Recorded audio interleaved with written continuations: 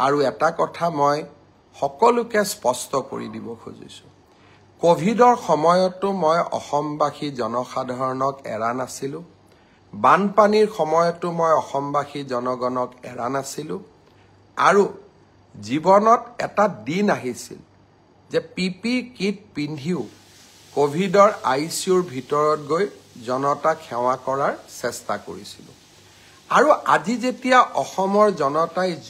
জুবিনক ন্যায় দিয়াৰ বাবে আন্দোলন কৰিছে তাৰ পৰা মই পৃথক নহয়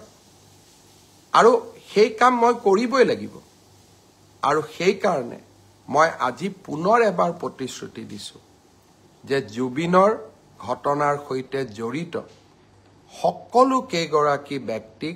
আইনৰ সন্মুখলৈ অনাৰ দায়িত্ব অসমৰ মুখ্যমন্ত্ৰী হিচাপে মোৰ আৰু সেই দায়িত্ব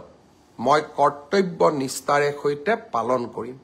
দায়বদ্ধতাৰে সৈতে মই পালন কৰিম আগতেও বহু এনেকুৱা ঘটনা হৈছে আসামী কেতিয়াবা দুটা দিন পলাই থাকে কিন্তু আইনৰ হাত বহু দীঘল আইনৰ ধৈৰ্য আছে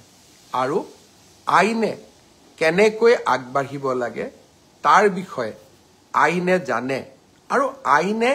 কাকো ৰেহাই নিদিয়ে